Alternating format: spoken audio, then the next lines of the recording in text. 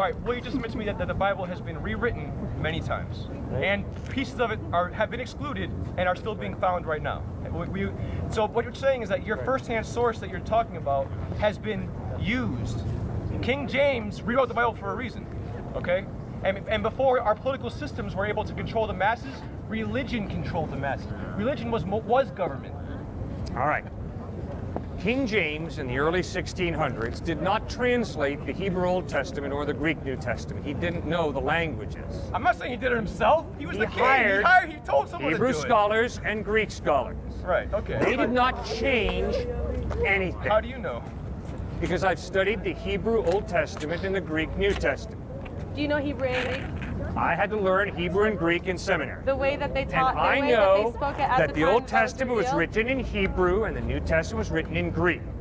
Now, you raise a great question, which is, why should we trust Matthew, Mark, Luke, and John to give us accurate historical information? Hopefully you have some tests, sir, that you use to determine historical reliability. Myself, I've got 4 tests. I use them on Suetonius, Herodotus, U.S. history, Greek history, any history. Nothing sacred about my tests. Come up with your own. My 4 tests are internal consistency, meaning by that, are there contradictions within the text that point to massive confusion? When you read Matthew, Mark, Luke, and John, you'll notice a tremendous internal consistency. No contradictions. Different perspectives? Yes. Second test, literary style. Once upon a time in the land of Nod, Wink and Blink and Nod took a boat ride. Obviously, that's fairy tale. It's not the literary style of Matthew, Mark, Luke, and John. Matthew, Mark, Luke, and John use historical narrative, like a newspaper reportage, as literary style. Third test, archaeology.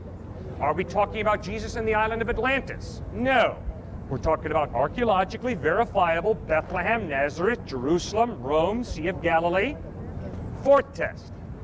Come on, man. 2,000 years ago, in the 1st century, these guys write these Gospels. Haven't you ever played telephone? You whisper a secret in the ear of the person next to you, they whisper it in the ear of the person next to them? Yes, I played that game. Yes, the secret's totally perverted. That is not how we have the Gospels handed down to us. Sir, the Gospels that we have today in English are based on over 5,200 Greek manuscripts, all agreeing to an infinitesimal degree. Sir, there is no document from antiquity that can even approach the New Testament Gospels in manuscript evidence. So the overwhelming evidence is the Gospels are accurate historically.